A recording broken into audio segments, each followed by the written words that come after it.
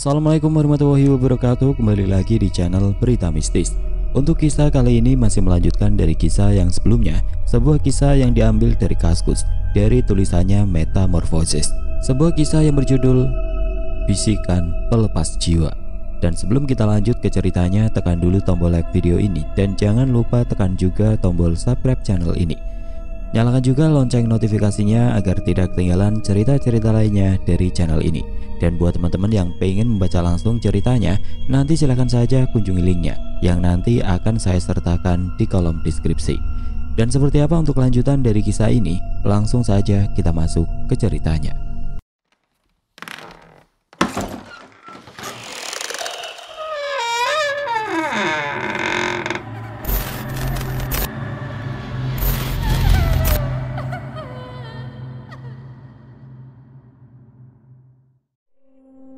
Selepas dari perkataan Nenden tersebut, pandangan saya kini terarah pada kain putih yang membalut jari jemari tangan Nenden. Dari rembesan darah yang terlihat menembus kain tersebut, sepertinya Nenden telah mengalami luka yang cukup parah akibat dari gigitan Imas. Bagaimana dengan kondisi tangan lu teh? Kalau memang parah, sebaiknya lu besok ke rumah sakit aja, karena gue khawatir luka lu itu akan infeksi. Iya Dar, kalau besok lukanya menjadi parah, gue akan ke rumah sakit, ujar Nenden dan berbalas dengan keteringatan saya akan prasangka buruk saya terhadap Nenden. Sejujurnya, kini saya merasa sangat bersalah terhadap Nenden karena selama ini saya telah berprasangka buruk terhadap dirinya. Lu kenapa Dar? Kok jadi diam gitu? Sebenarnya gue mau minta maaf sama lu teh, karena selama ini gue telah mencurigai lu yang bukan-bukan. Mencurigai gue yang bukan-bukan? Memangnya lu telah mencurigai gue apa Dar? Selama ini gue telah menduga kalau lu adalah penyebab dari hancurnya patung angsa yang ada di kandang angsa itu. Dan kecurigaan gue terhadap lu itu timbul karena pada saat pagi setelah malam kejadian, gue menemukan adanya kotoran tanah merah serta silet yang ternoda darah di dalam kamar mandi. Ditambah lagi lu bertingkah laku aneh setelah kejadian hancurnya patung angsa itu. Astaga Dar, bisa-bisa hanya lu mencurigai gue seperti itu, ujar Nenden seraya menggeleng-gelengkan kepalanya. Boleh gue bertanya sesuatu teh? Apa Dar? Lu mau bertanya apa? Sebaiknya lu keluarkan semua pertanyaan yang tersimpan di hati lu itu, biar lu gak curiga lagi sama gua, jawab Nenden seraya menunjukkan ekspresi kesalnya. Apa alasan lu mengatakan sesuatu yang menyudutkan gua kepada papa? Lu mau tahu alasannya? Iya teh, apa alasannya? Alasannya, di saat itu gue hanya ingin meluruskan sesuatu yang salah dengan pemikiran lu selama ini, yang telah mencurigai kakaknya papa yang telah meninggal itu sebagai dalang dari kehadiran bayangan hitam di rumah ini. Selain itu gue juga ingin mematahkan dugaan lu yang menduga bahwa ada sesuatu yang buruk di rumah ini, walaupun ternyata sekarang gue harus mengakui kebenaran dari dugaan lu itu. Ya ampun teh, kalau hanya alasan seperti itu, lu gak usah harus sampai melakukan pengaduan seperti itu kepada papa. Kan lu bisa membicarakannya secara baik-baik kepada gua, ujarku seraya menghela nafas panjang. Dan kini begitu mendapati perkataanku tersebut, bisa terlihat ekspresi penyesalan di wajah Nenden. Iya Dar, gua ngaku salah dan gua minta maaf sama lu. Oh ya Dar, mengenai hancurnya patung angsa itu, gue jadi teringat akan perkataan Imsa yang mengatakan telah mendapatkan bisikan dari seseorang anak perempuan. Dan bisikan itu salah satunya mengatakan tentang kandang angsa. Apa lu gak curiga Dar dengan bisikan itu? Curiga? Memangnya lu mencurigai sesuatu teh atas bisikan yang telah didengar oleh Imsa itu? Sejujurnya gue mencurigai sesuatu atas bisikan yang telah didengar Imsa itu. Dan bukan gak mungkin Imsa adalah pelaku dari hancurnya patung angsa yang ada di kandang angsa. Karena menurut pemikiran gue, sesuatu yang telah membisikkan Imsa itu adalah energi negatif yang menyerupai suara anak kecil. Dan di saat energi negatif tersebut telah menguasai tubuh Imsa, energi negatif tersebut mengarahkan Imsa untuk melakukan penghancuran patung angsa dengan tujuan tertentu. Tapi entah apa, dan ada satu hal lagi Dar yang ingin gue informasikan sama lu. Apa teh? Tanyaku di antara kekalutan pikiranku atas analisa yang telah diberikan oleh Nenden. Tapi di antara kekalutan pikiranku tersebut, sejujurnya saat ini aku harus mengakui bahwa analisa yang telah dipaparkan oleh Nenden tersebut adalah analisa yang masuk akal. Dan kini, seiring dengan keinginan Nenden yang ingin menunjukkan sesuatu kepadaku, Nenden memintaku untuk melihat telapak tangan Imas. Dan di saat itulah saya mendapati keberadaan luka sobekan di bagian telapak tangan Imas. Ya Tuhan, Imse? Gue sebenarnya gak ingin memberitahukan hal ini kepada lu, Dar, karena ini menyangkut tentang adik kita. Tapi sepertinya sekarang ini kita membutuhkan seseorang yang ahli dalam menangani hal-hal yang berbau gaib guna menyembuhkan Imse. Karena gue khawatir kekuatan dari energi negatif itu telah mulai menguasai tubuh dan pemikiran Imse. Iya Teh, gue rasa juga begitu. Kebetulan gue mempunyai kenalan yang bisa menangani hal seperti ini. Namanya Ki Panca. Tapi apa, Dar? Tanya Nenden begitu melihatku yang ragu untuk melanjutkan perkataan. Gue takut dengan Papa, Teh. Bagaimana nanti anggapan Papa jika mengetahui kita telah mempercayai hal-hal yang gak masuk akal seperti ini? Kita harus mencari akal, Dar, agar apa yang akan kita lakukan ini gak diketahui oleh Papa. Kini begitu mendapati perkataan Nenden tersebut, ingatanku kembali teringat akan percakapan antara Papa dan Mama yang mengatakan akan mencari keberadaan tenaga ahli penanganan mental guna menyembuhkan sakit Imas. Teh, kebetulan besok Papa akan pergi untuk mencari seorang ahli penanganan mental di Jakarta. Apa nggak sebaiknya jika kita menggunakan waktu tersebut untuk mengundang Ki Panca? Boleh juga, Dar. Intinya tuh yang penting Papa nggak berada di rumah ini. Dan mengenai waktunya, menurut Teteh, itu bisa dilakukan kapan saja. Selepas dari perkataannya tersebut, terlihat Nenden membaringkan tubuhnya di atas tempat tidur. Sebaiknya kita istirahat dulu, Dar, dan mudah-mudahan besok pagi kita sudah mendapatkan cara untuk menyembuhkan Imse. Iya Teh. Dan semoga juga malam ini gak terjadi lagi hal-hal yang gak kita inginkan. Dan kini seiring dengan detik waktu yang terus berjalan, saya dan Nenden mulai terlelap dalam dinginnya udara malam. Mampus saja kalian, mampus saja seluruh keluarga ini. Lontaran kalimat makian yang memecah keheningan malam kini menyadarkanku akan keberadaan dari cahaya lilin yang sebentar lagi akan padam. Mendapati hal tersebut, saya memutuskan untuk membangunkan Nenden yang sepertinya memang telah terbangun akibat dari suara makian yang terdengar itu. Dan kini di antara pergerakan Nenden yang telah berjalan menghampiri Imas, keberadaan dari sebatang lilin yang memang telah saya persiapkan untuk menghadapi situasi seperti ini, kini telah saya nyalakan untuk menggantikan lilin yang terlihat mulai padam. Imse, kenapa Teh? Tanyaku dengan berteriak seraya menghampiri Nenden yang tengah memperhatikan aktivitas Imas di atas tempat tidur. Di antara sinar redup dari cahaya lilin yang menerangi kamar, nampak terlihat keberadaan Imas yang tengah meronta-ronta di antara ikatan yang mengikat kedua kaki dan tangannya. Sedangkan keberadaan kain yang sebelumnya mengikat mulut Imas nampak sudah terlepas dari mulutnya. Bagaimana bisa Imas melepaskan ikatan di mulutnya itu? Gue juga gak tahu, Dar. Tapi sepertinya energi negatif yang tadi sempat menguasai tubuh Imse kini telah kembali lagi ke tubuh Imse. Jawab Nenden di antara tatapan mataku yang menatap ke arah mulut Imas. Bercak darah yang ada di mulut Imse itu bekas bercak darah lu ya, Teh? Sepertinya iya, Dar. Tapi gue juga gak yakin. Gue takut, Dar, kalau bercak darah yang ada di mulut Imse itu adalah bercak darah dari Imas yang mencoba untuk melukai dirinya sendiri. Mendapati perkataan Nenden tersebut, kekhawatiranku akan keselamatan Imas kini seperti menempatkan saya dalam posisi yang serba salah dalam mengambil sebuah tindakan. Hingga akhirnya di antara ketiadaan tindakan yang terpikirkan di dalam otakku ini, tiba-tiba saja Nenden memintaku untuk membantunya dalam upaya mengikat kembali ikatan kain yang terlepas dari mulut Imas. Lu yakin, Teh? Tanyaku di antara keberadaan Imas yang tengah mengarahkan sorot matanya yang tajam ke arahku dan Nenden. Memangnya lu punya rencana lain, Dar? Jujur aja gue takut kalau Imse akan melakukan hal-hal yang akan membahayakan dirinya sendiri. Kalian pasti akan mati, kalian semua. Kalimat makian yang kembali terucap dari mulut Imas kini seperti memperjelas adanya keberadaan sosok wanita dewasa yang tengah menguasai tubuh Imas saat ini.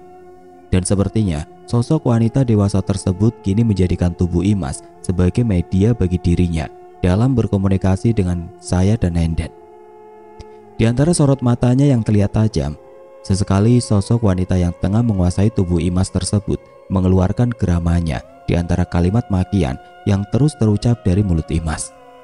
Mendapati hal itu, Nenden yang sepertinya merasa tidak tahan dengan kalimat makian tersebut, kini berusaha untuk membungkam mulut Imas dengan cara mengikatkan kembali kain yang terlepas dari mulut Imas. "Teh," gumamku dalam rasa tidak percaya atas apa yang tengah dilakukan oleh Nenden terhadap Imas. "Lebih baik sekarang lu tahan kepalanya, Dar. Kalau perlu, lu pegang rambutnya. Karena gua nggak mau mengalami hal yang sama seperti apa yang telah gua alami sebelumnya," ujar Nenden seraya memperlihatkan jari tangannya yang terbalut oleh kain. "Ya Tuhan, haruskah gue melakukan hal ini terhadap adik gue sendiri? Tapi gue gak punya pilihan lain selain pilihan ini," gumamku di antara keterdiamanku dalam memandang wajah Imas. "Ya kok malah diem? Cepetan, Dar. Atau lu memang lebih memilih Imse kenapa-napa?" Mendapati hardikan Nenden tersebut, saya segera bergerak cepat untuk menahan kepala Imas. Dan seiring dengan kepala Imas yang sedikit terdongak akibat dari penekanan tanganku pada kening Imas, nampak Nenden mulai melakukan tugasnya dalam memperbaiki ikatan yang telah terlepas dari mulut Imas. Dan di antara ikatan yang kini telah kembali terpasang di mulut Imas, Imas kembali mengeluarkan geramannya seiring dengan tubuh yang mengejang hebat. "Teh, Imse nggak kenapa-napa kan? Sebaiknya kita menjauh dulu, Dar, karena kita nggak tahu dengan apa yang akan terjadi pada Imse." Selepas dari perkataan Nenden tersebut, saya dan Nenden segera bergerak menjauhi tubuh Imas. Dan di saat itulah, saya melihat Imas kembali menggeram disertai dengan pergerakan tubuhnya yang terangkat ke atas hingga membentuk lekungan pada tubuhnya. Melihat hal tersebut, rasa kekhawatiranku atas kejadian buruk yang akan menimpa Imas saat ini kini telah menggerakkan tubuhku ini untuk melakukan sebuah tindakan. Dan hal ini diwujudkan dengan pergerakan tanganku yang mencoba untuk menahan laju pergerakan tubuh Imas walaupun harus dengan bersusah payah. "Pergi kamu dari tubuh ini, jangan ganggu adik gua," hardiku dan berbalas dengan suara geraman Imas. Mendapati hal tersebut, Nenden yang semula terdiam kini telah ikut serta untuk menahan pergerakan dari tubuh Imas yang bergerak dengan liar. "Pergi kamu, apa sebenarnya yang kamu inginkan dari keluarga kami?" "Dar, apa yang harus kita lakukan?" ujar Nenden dengan panik karena mendapati Imas yang kembali mengeluarkan suara geraman yang keras. Dan kini di antara suara geraman Imas yang kembali terdengar, sayup-sayup telingaku mendengar keberadaan suara adzan subuh yang berkumandang dari salah satu masjid yang mungkin berada tidak jauh dari rumahku ini. "Teh, apa nggak sebaiknya kita memanggil Ki Panca sekarang?" "Sebaiknya sih begitu, Dar, karena kita udah nggak tahu lagi harus melakukan apa." Mendengar jawaban Nenden tersebut, kini tanpa berpikir untuk mengganti pakaian yang tengah saya kenakan saat ini, sebuah baju hangat yang biasa dipergunakan oleh Nenden dalam mengusir rasa dingin, kini segera saya ambil dari dinding kamar. Dan kini, di antara pergerakanku yang tengah mengenakan baju hangat tersebut, nampak sesekali terlihat Imas kembali mencoba untuk melepaskan diri dari pegangan tangan Nenden yang menahan tubuhnya. "Gua pergi sekarang, Teh." "Iya, Dar, hati-hati dan usahakan jangan lama-lama. Sumpah, Dar, gua khawatir banget dengan kondisi Imas saat ini." Kini tanpa berkeinginan untuk merespon perkataan Nenden tersebut, saya segera berlari keluar dari dalam kamar. Keberadaan dari ruangan rumah yang terlihat gelap kini sudah tidak bisa lagi untuk menahan laju pergerakan tubuh saya dalam upaya mencari pertolongan bagi Imas. Kang Dharma mau kemana? Apa yang terjadi pada Imas, Kang?" Kalimat pertanyaan yang terlontar dari mulut Bi Ida kini mengiringi pergerakanku yang hendak keluar dari dalam rumah. Nampak terlihat keberadaan Bi Ida dengan sebuah lilin di tangannya, tengah mengarahkan pandangannya ke arahku. "Saya keluar sebentar, Bi. Imas nggak kenapa-napa. Sebaiknya Bi Ida tetap menemani nenek di kamar," jawabku dan berbalas dengan anggukan kepala Bi Ida. Dan kini seakan tengah berpacu dengan waktu yang semakin sempit, saya segera berlari menembus kegelapan yang masih menyelimuti pagi. "Ya Tuhan, di mana gue bisa menemukan seseorang yang bisa membantuku di saat hari masih sepagi ini?" Gumamku di antara udara dingin yang terasa menusuk kulit tubuhku. Hingga akhirnya di antara harapanku akan adanya keberadaan seseorang yang akan membantuku dalam mengantarkanku ke rumah Ki Panca, sebuah keajaiban kini menghampiri. Nampak terlihat keberadaan sebuah sepeda motor yang tengah terparkir di depan salah satu masjid yang berlokasi cukup jauh dari keberadaan rumahku. Mendapati hal tersebut, saya kini berpikir untuk meminta pertolongan kepada orang yang memiliki sepeda motor tersebut. Tapi begitu kini saya mendapati keberadaan beberapa orang warga kampung yang tengah melakukan sholat subuh berjamaah. Saya memilih untuk menunggu sejenak dengan cara duduk di teras masjid. Di antara detik waktu yang terus bergulir, sholat berjamaah yang dilakukan oleh beberapa warga kampung itu kini telah berakhir. Dan seiring dengan doa yang telah selesai dipanjatkan, nampak kini keberadaan dari beberapa warga kampung terlihat membubarkan diri. Mendapati hal tersebut, saya mencoba untuk memberikan senyuman kepada beberapa warga kampung yang terlihat melemparkan senyuman ke arahku. Hingga akhirnya, di antara beberapa warga kampung yang telah pergi meninggalkan masjid, salah seorang warga kampung terlihat berjalan menghampiriku. "Sedang apa, Kang?" tanya warga kampung dengan ramahnya kepadaku. Dan kini di antara pertanyaan yang telah dilontarkan oleh warga kampung tersebut, saya bisa memperkirakan bahwa usia dari warga kampung tersebut mungkin beberapa tahun lebih tua dariku. Hingga akhirnya setelah saya mengutarakan akan maksud kedatanganku di masjid, kini mengetahui kalau warga kampung tersebut bernama Iim. Dan satu hal yang menggembirakan saya atas perkenalanku dengan warga kampung tersebut, ternyata Iim adalah pemilik dari sepeda motor yang terparkir di depan masjid.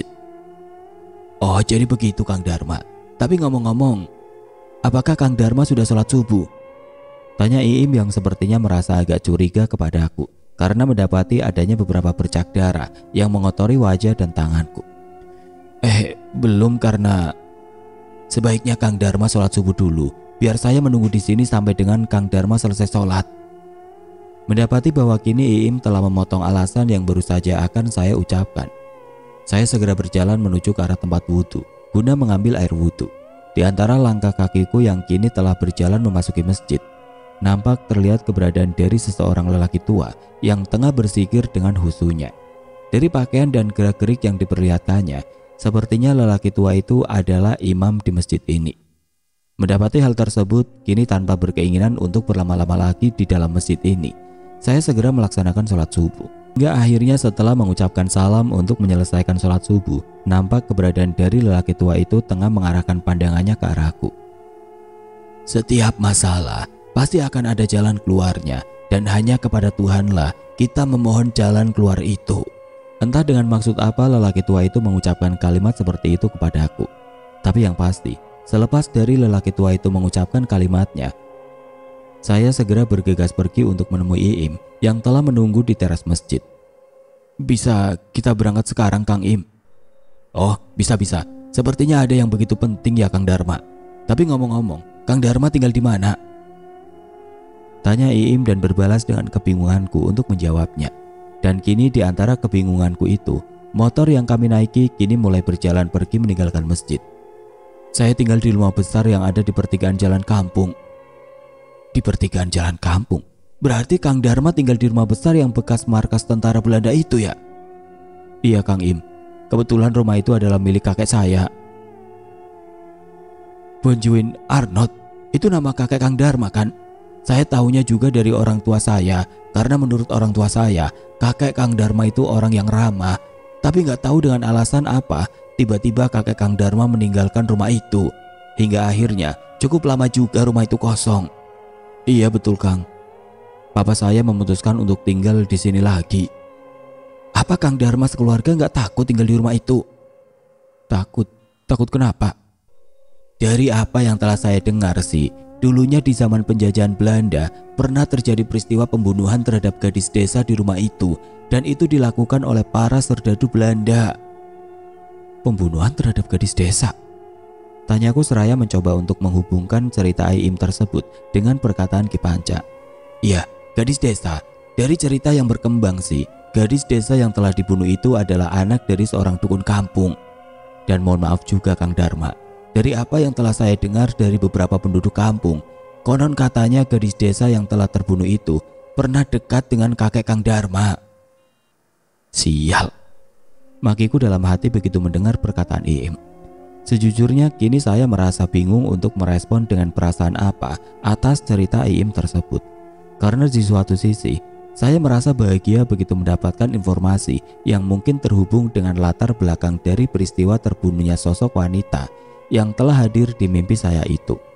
Tapi di sisi lain, Saya kini merasa sedih karena informasi yang telah saya dapatkan ini kini menempatkan posisi kakekku sebagai tersangka dari peristiwa terbunuhnya wanita desa itu. Ada apa Kang Dharma? Kok jadi diam? Gak ada apa-apa Kang. Saya hanya merasa bingung aja. Bagaimana mungkin bisa berkembang cerita seperti itu? Sedangkan saya dan keluarga sama sekali gak pernah mendapati adanya kejadian-kejadian aneh di rumah itu. Oh begitu ya Kang Dharma. Mungkin yang telah Kang Iim dengar itu hanyalah cerita dari mulut ke mulut saja, yang mungkin saja kebenarannya belum bisa dipastikan. Ya namanya juga cerita dari masa lalu Kang. Dan saya sendiri juga jujur aja belum pernah melihat sendiri adanya sesuatu yang menyeramkan di rumah Kang Dharma itu. Dan seiring dengan perkataan yang terucap dari mulut Iim, motor yang kami naiki kini mulai berjalan jauh meninggalkan jalan kampung. Bahkan bisa dikatakan motor yang kami naiki ini kini sudah hampir mendekati keberadaan dari rumah Ki Panca. Tadi itu sebenarnya saya sedikit mencurigai Kang Dharma karena melihat bercak darah yang ada di tubuh Kang Dharma. Tapi setelah Kang Dharma menjelaskan kalau Kang Dharma adalah cucu dari... Maaf Kang Im, saya turun di sini saja. Sepertinya di tempat ini saya mempunyai janji dengan teman saya itu. Pintaku memotong perkataan Iim. Mendapati permintaanku yang terdengar tiba-tiba itu, Iim segera menepikan motornya di sisi jalan dengan menunjukkan ekspresi rasa bingung. Loh, jadi Kang Dharma janjian dengan temannya di sini? Memangnya sebenarnya Kang Dharma mau kemana? Iya Kang Im, saya sudah berjanji di sini dengan teman saya. Sebenarnya saya itu ingin melihat keberadaan kebun yang hendak dibeli oleh papa saya dan lokasinya ada di luar kampung ini. Nah, kebetulan kebun itu yang menawarkannya adalah teman saya sendiri. Dan berhubung pemilik kebun tersebut hanya mempunyai waktu pagi ini karena alasan kesibukan, ya akhirnya teman saya mengusulkan untuk jalan sepagi ini guna bertemu dengan pemilik kebun. Oh begitu, apa nggak sebaiknya Kang Dharma saya temenin dulu sampai dengan teman Kang Dharma itu datang? Karena saya kasihan kalau meninggalkan Kang Dharma di tempat sesepi ini seorang diri. Waduh nggak usah Kang Im, sebaiknya Kang Im kembali ke rumah saja. Saya yakin kok, sebentar lagi teman saya pasti datang. Dan kini di antara keraguan yang terlihat di wajah Iim, saya memutuskan untuk mengucapkan terima kasih kepada Iim karena telah mengantarkanku sejauh ini. Dan selepas dari ucapan terima kasihku tersebut, tampak Iim menjadi sungkan untuk mengusik keinginanku yang ingin berada seorang diri di tempat ini. Hingga akhirnya di antara ekspresi keraguan yang masih terlihat di wajahnya, Iim mulai beranjak pergi meninggalkanku.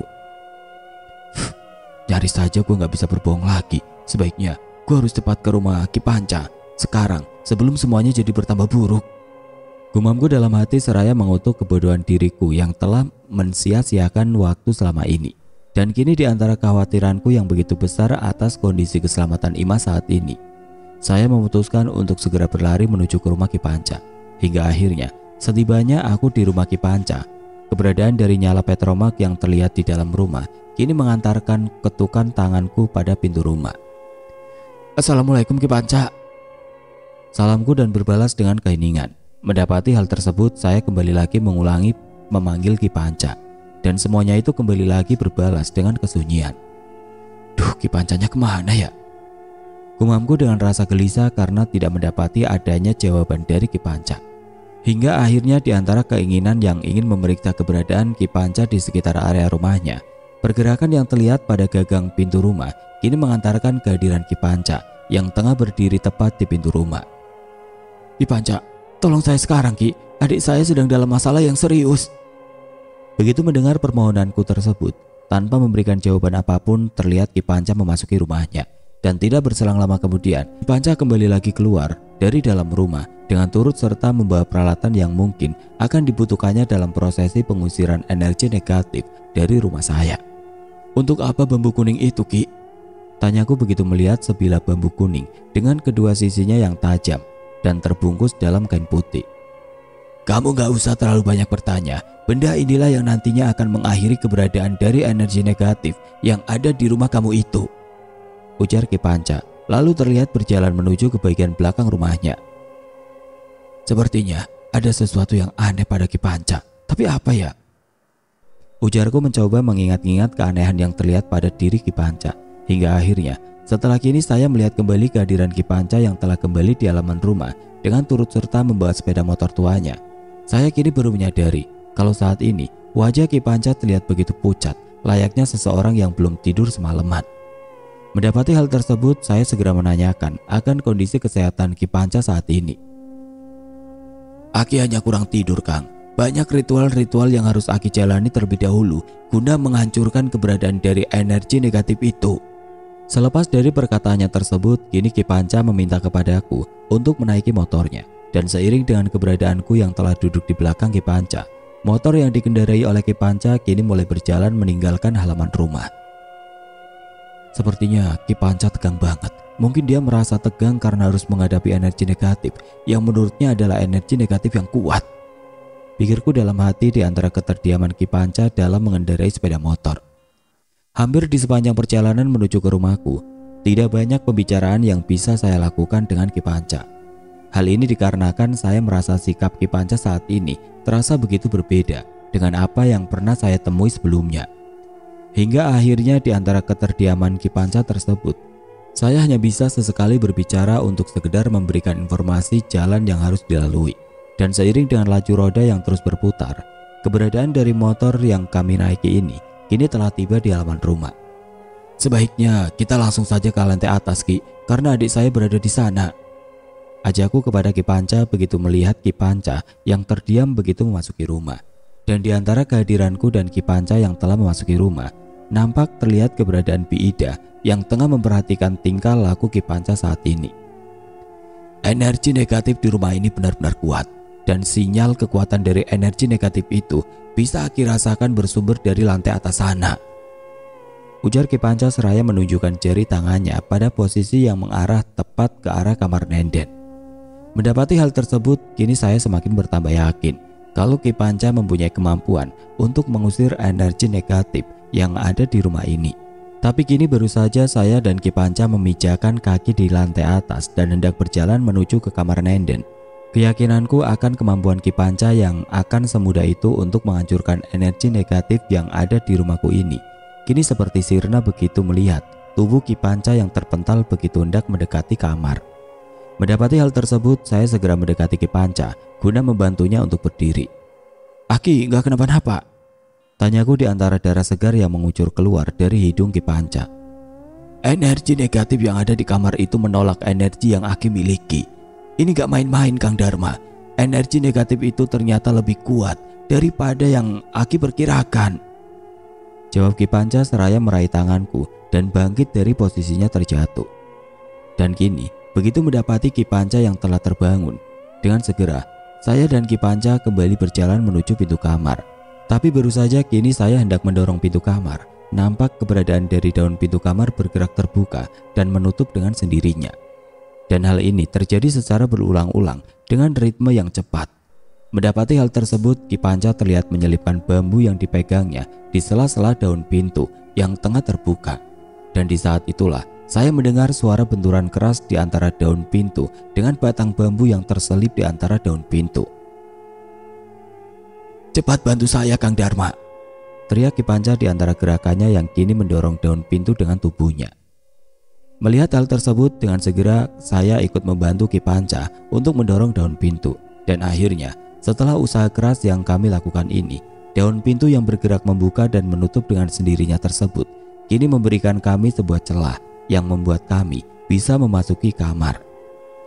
Astagfirullah, Ki, ujarku dengan rasa panik begitu melihat situasi yang tidak kondusif di dalam kamar. Di antara keberadaan kamar yang terlihat gelap akibat dari cahaya lilin yang telah padam serta gorden kamar yang belum terbuka, saya kini mendapati keberadaan Nenden yang tengah terkapar di atas lantai dengan beberapa luka yang menghiasi tubuhnya. Sedangkan Imas, mungkin ini adalah satu dari beberapa kejadian yang teramat sulit untuk diterima oleh akal sehat. Bagaimana tidak? Saat ini saya melihat keberadaan Imas yang tengah mengarahkan sorot matanya yang tajam ke arah saya dan Ki Panca. Sedangkan posisi tubuh Imas saat ini terlihat menempel pada dinding kamar dengan kedua tangan dan kakinya sebagai tumpuan bagi keberadaan tubuhnya yang menempel pada dinding kamar. Ya Tuhan, bagaimana mungkin Imas bisa dalam posisi itu? Gumamku dalam hati dalam merasa tidak percaya. Ki, teriakku begitu kini saya melihat pergerakan dari tubuh Imas yang bergerak cepat bagaikan cicak yang sedang merayap di dinding. Mendapati hal tersebut, nampak Ki Panca mengambil keberadaan bambu yang masih dalam posisi antara daun pintu dan kusen pintu. Hingga akhirnya setelah Ki Panca mengambil bambu tersebut, suara benturan dari pergerakan daun pintu yang membuka dan menutup dengan sendirinya kembali terdengar. "Cepat, menjauh dari dinding, Kang!" teriak Ki Panca seraya mengajakku untuk menjauhi dinding. Dan kini seiring dengan keberadaanku dan Ki Panca yang telah berada di antara tempat tidur Nenden dan Imas, saya melihat keberadaan Imas saat ini berada tepat di langit-langit kamar. Dari suara geraman yang terlontar dari mulut Imas, sepertinya Imas sangat merasa terganggu dengan kehadiranku dan Ki Panca di kamar ini. Hingga akhirnya di saat kini Ki Panca hendak mengarahkan bambu kuning yang dipegangnya ke arah Imas. Dengan sebuah pergerakan yang sangat tidak terduga, nampak Imas tiba-tiba menjatuhkan tubuhnya ke atas tempat tidur. Lalu dengan gerakan yang cepat, tubuh tersebut terlihat bergerak ke arah bawah tempat tidur. Mendapati hal tersebut, saya dan Ki Panca hanya dapat saling bertukar pandang dalam merasa bingung. "Ki," gumamku kepada Ki Panca, dan berharap Ki Panca memberikan sebuah perintah guna mengatasi situasi ini. Dan akhirnya, seiring dengan isyarat yang diberikan oleh Ki Panca, kini saya dan Ki Panca mencoba untuk melihat keberadaan Imas yang berada di bawah tempat tidur. Di antara gerakan kami yang kini bergerak secara perlahan guna menghindari hal-hal yang tidak kami inginkan, nampak Ki Panca mengarahkan bambu kuning yang tengah dipegangnya ke arah bawah tempat tidur. Hingga akhirnya, di saat kini pandangan kami telah sepenuhnya menatap ke bawah tempat tidur. Saya tidak mendapati keberadaan Imas di bawah tempat tidur. Justru yang saya dapati saat ini adalah keberadaan Imas yang sudah mencengkeram jari jemari tangannya di tengkuk leherku. Mendapati hal tersebut, saya segera berteriak keras dan memohon adanya bantuan dari Ki Panca.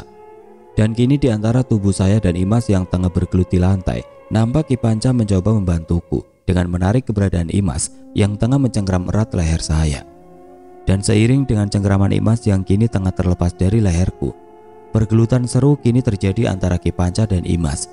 Hingga akhirnya, di antara pergerakan Ki Panca yang telah menahan tubuh Imas di lantai, tiba-tiba saja saya melihat Imas mengarahkan pandangannya ke wajah saya. Dan di saat itulah saya kembali mendapati wajah dari seseorang yang selama dalam beberapa jam belakangan ini seperti menghilang dari kehidupanku. Ya, Imas yang saya kenal kini telah kembali dengan turut serta membawa ekspresi kesedihan di wajahnya. "Abang," hanya perkataan lirih itulah yang sempat terdengar olehku sebelum akhirnya Ki Panca menghujamkan bambu kuning yang berada di genggaman tangannya pada tubuh Imas. "Imsa!" jeritku dengan keras begitu kini saya melihat wajah Imas yang menunjukkan rasa kesakitannya. Dan kini di antara darah segar yang keluar dari mulutnya, saya segera bangkit dari posisiku terbaring di lantai, lalu segera bergerak menerjang Ki Panca yang masih dalam posisi memegangi bambu kuning yang telah terhujam di dada Imas. "Apa yang telah Aki lakukan pada Imas? Bangsat! Lu telah membunuh adik gua!" Magiku dengan penuh amarah seraya melayangkan pukulanku ini ke arah wajah Ki Panca. Hingga akhirnya di antara wajah Ki Panca yang bersimbah darah akibat dari benturan pukulan keras yang saya lakukan secara berulang-ulang, saya segera menghentikan pukulanku itu guna melihat kondisi Imas saat ini. Dan alangkah hancurnya hatiku kini begitu mendapati kondisi Imas yang tengah terbujur kaku, dengan pandangannya yang terarah pada posisi di mana Imas mengarahkan pandangannya yang terakhir ke wajahku. Itulah sebuah pandangan yang mungkin akan terus membekas di hatiku ini sampai kapanpun. "Ya Tuhan, Imsa, jangan tinggalin abang, Ims, bangun!" jeritku seraya menarik secara perlahan bambu kuning yang masih menancap di dada Imas. Dan kini, seiring dengan keberadaan bambu kuning yang telah berhasil saya tarik keluar dari tubuh Imas, nampak terlihat darah segar keluar dari luka sobekan yang ada di dada Imas. Mendapati hal tersebut, saya segera merengkuh tubuh Imas dan memandangi wajahnya yang terlihat pucat dengan darah segar yang masih mengalir keluar dari mulutnya. "Ya Tuhan, Ims, abang sayang Imse, tolong bangun Ims, bangun!" gumamku dan berharap adanya sebuah keajaiban yang akan membangunkan Imas dari kondisinya sekarang ini. Tapi begitu kini saya merasakan tubuh Imas yang terasa semakin dingin. Sepertinya harapanku atas sebuah keajaiban yang datang kini semakin memudar. Bahkan bisa saya katakan keajaiban itu kini telah menghilang bersama Imas yang telah tertidur di dalam keabadian. Energi negatif itu sudah hancur, Kang, sudah musnah. Gumam Ki Panca di antara pergerakan tubuhnya yang mulai bangkit dari posisinya yang tergeletak di lantai. Di antara rasa amarah yang kini menggelora di hatiku ini, saya hanya bisa memandangi Ki Panca dengan sorot mata yang tajam. "Maafkan Aki, Kang. Maafkan Aki. Lebih baik lu segera pergi sekarang sebelum gua berubah pikiran dan membunuh lu," ujarku dengan tubuh yang gemetar karena menahan rasa amarah. Dan kini di antara ketidakinginanku untuk melepaskan pelukanku terhadap tubuh Imas, terlihat Ki Panca dengan langkahnya yang gemetar mulai berjalan meninggalkan kamar dan meninggalkan saya yang masih bersimpu dalam sebuah tangis penyesalan. 1 minggu sudah waktu berlalu dari peristiwa yang menggemparkan seisi kampung saya ini. Berbagai tanggapan warga kampung dalam menyikapi kejadian yang terjadi di rumah saya itu kini semakin menempatkan rumah yang saya tempati itu sebagai rumah yang dianggap mempunyai aura negatif dan membahayakan bagi siapa saja yang menempatinya. Tapi anggapan tersebut sepertinya tidak berlaku bagi papa saya. Papa saya tetap menganggap peristiwa yang telah terjadi di rumah saya itu adalah murni karena kesalahanku yang telah mengizinkan orang asing untuk turut ikut campur dalam permasalahan keluarga saya ini. Ditambah lagi orang asing yang dimaksud di sini adalah Ki Panca, seorang ahli supranatural yang pada akhirnya telah ditemukan oleh polisi dalam keadaan meninggal dengan kondisi yang mengenaskan di rumahnya. "Sepertinya papa nggak akan bisa untuk memaafkan Dharma ya, Mah," gumamku di antara keberadaanku yang kini tengah bersimpu di pusara di mana Imas telah terbaring dengan tenang saat ini. Keberadaan dari tanah merah yang masih terlihat basah seperti mewakili keterlukaan hati kami yang masih belum bisa menerima begitu saja atas kepergian Imas dengan cara yang tragis seperti ini. "Nggak ada orang tua yang nggak memaafkan anaknya, Dar. Mama yakin suatu saat nanti papa kamu pasti akan memaafkan kamu," ujar mama dengan penuh kebijaksanaannya. "Apakah mama menyalahkan Dharma juga atas peristiwa yang telah terjadi ini?" tanyaku di antara keterdiaman Nenden dalam memandangi nisan kayu yang menghiasi pusara Imas. "Entahlah, Dar. Di satu sisi mama percaya memang ada sesuatu yang kurang baik di rumah yang kita tempati saat ini. Tapi di sisi yang lain, mama juga nggak bisa membantah perkataan papa yang mengatakan bahwa kejadian yang telah terjadi ini adalah suatu kesalahan. Karena kamu telah mengambil sebuah keputusan yang salah, yang mana kamu lebih mempercayai orang yang mempunyai latar belakang klinik dibanding orang yang memang mempunyai keilmuan untuk mengatasi kelabilan jiwa Imas." Dharma terima semua perkataan papa itu, Mah.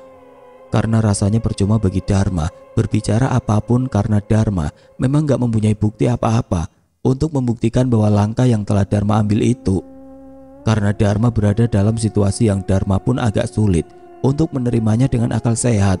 Andai saja mama dan papa ada pada saat itu, mungkin... "Udahlah, Dar. Semua ini memang udah kehendak Tuhan. Apapun langkah yang telah kita ambil, memang itu yang telah ditentukan oleh Tuhan." Dan Nenden percaya bahwa Imas memang telah dipilih oleh Tuhan untuk mengakhiri semua kejadian buruk yang telah menimpa keluarga kita. Selepas dari perkataan Nenden tersebut, saya dan mama kini hanya bisa terdiam dalam pandangan kosong menatap ke arah pusara Imas. Tepat pada malam harinya, saya memutuskan untuk menjaga Angga yang masih terbaring di rumah sakit. Dan kini, di antara keterdiaman Angga yang tengah terbuai dalam tidur pulasnya, saya hanya berharap suatu saat nanti Angga akan bisa untuk menceritakan tentang apa yang telah dialaminya dan tentang apa yang sebenarnya ingin dibicarakan oleh Angga di saat sebelum kejadian buruk itu menimpa Angga. Gumam Angga yang kini terbangun dari tidur pulasnya. Untuk sejenak, nampak kedua bola mata Angga yang telah terbuka, menatap ke arah langit-langit kamar dengan tatapan matanya yang kosong.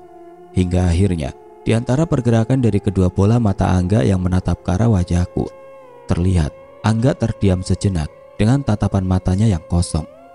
"Kenapa enggak? Kamu mimpi buruk?" tanyaku dan berbalas dengan keterdiaman Angga yang masih terpaku dengan tatapan matanya yang kosong. Mendapati hal tersebut, saya pun kembali mencoba untuk bertanya akan apa yang kini tengah Angga rasakan. Dan di saat itulah Angga terlihat menggerakkan tangannya untuk menutupi kedua telinganya seraya mengucapkan sesuatu. Hentikan, jangan berbisik lagi." Sebuah kata yang terucap dari mulut Angga kini mengantarkan malam beranjak semakin larut. Dan di antara detik waktu yang terus berjalan, sebuah misteri yang belum terungkap kini kembali terbungkus dalam balutan kegelapan malam.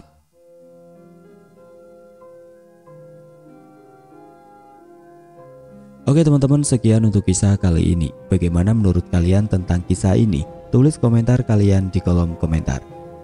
Dan buat teman-teman yang baru bergabung, jangan lupa untuk like, komen, share, serta subscribe channel ini. Dan nantikan kisah-kisah horor berikutnya tetap di channel Berita Mistis. Wassalamualaikum warahmatullahi wabarakatuh.